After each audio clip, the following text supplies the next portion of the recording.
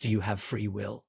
Right now, you feel like you are in control. You could raise your hand, or you could keep it still. You could stop watching this right now, but you probably won't. It feels completely obvious that the choice is yours. This feeling is one of the strongest you will ever have, the unshakable sense that you are the author of your own actions. But tonight, we are going to ask a dangerous question. Where does a choice actually come from? And the honest answer may quietly unravel everything you assume about yourself. Think about how much rests on this one idea. We praise people for good choices. We blame people for bad ones. Our entire justice system assumes you could have done otherwise. Every regret you carry assumes the same thing, that at some point you could have chosen differently. Free will is not just a belief. It is the floor you stand on. So what happens if that floor is not really there? Let's start with what a decision actually is. Every choice you make happens inside your brain, and your brain is a physical object, roughly 86 billion neurons firing in patterns. A decision is those neurons crossing a threshold and firing.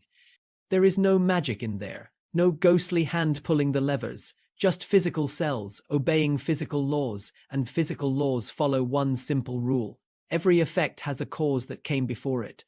So follow the chain backwards. Your decision was caused by the state of your brain a moment before. That state was caused by the moment before that, and that one by everything you experience today, and by everything you experienced this year, and by every person who ever shaped you, and by the genes you were born with which you did not choose. You did not choose your parents. You did not choose the country, the century, the language you think in. You did not choose the very first thought that entered your head this morning.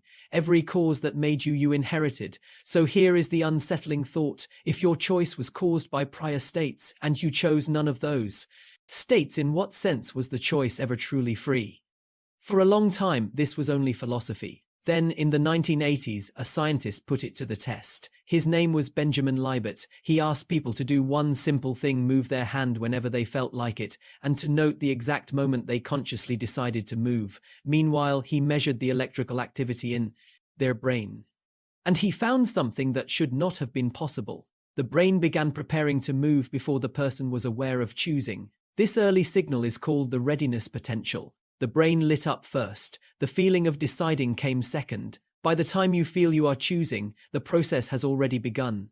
Some hoped this was just a quirk of one old experiment, but newer technology made it worse. Using brain scanners, researchers could see a decision forming. In some studies, they could predict a person's choice seconds before that person consciously made it. The pattern in the brain gave the answer away in advance, before you knew what you would pick. Part of you already had.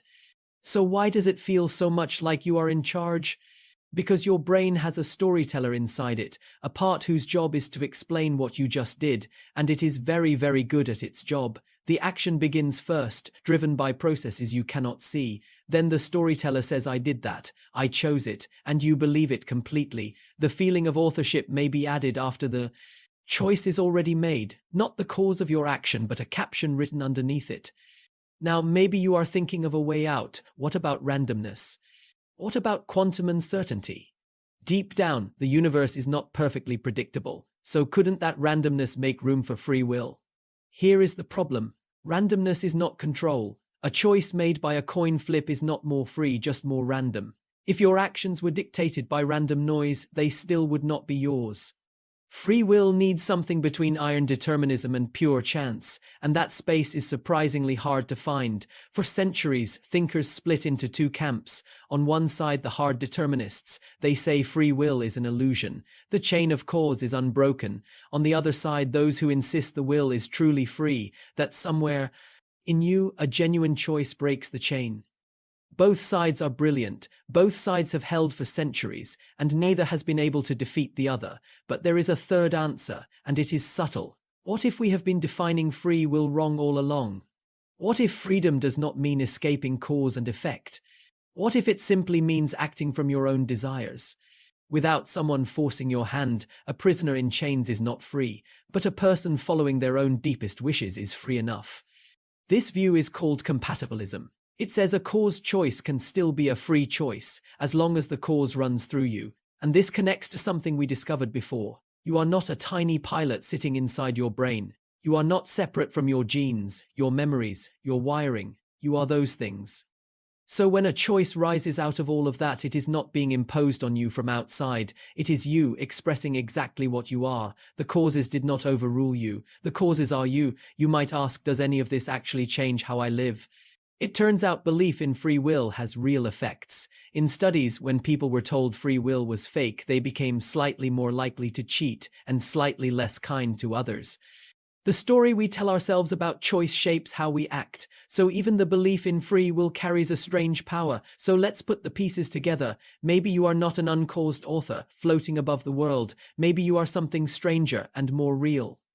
You are the place where the universe stops and deliberates, weighs options, imagines futures, decides. Your deliberation is not fake, it is a real link in the chain. Your thinking genuinely changes what happens next. Determinism does not mean you are a passenger. It means you are one of the forces that actually moves the world. The choice still flows through you, and nothing else can make it for you.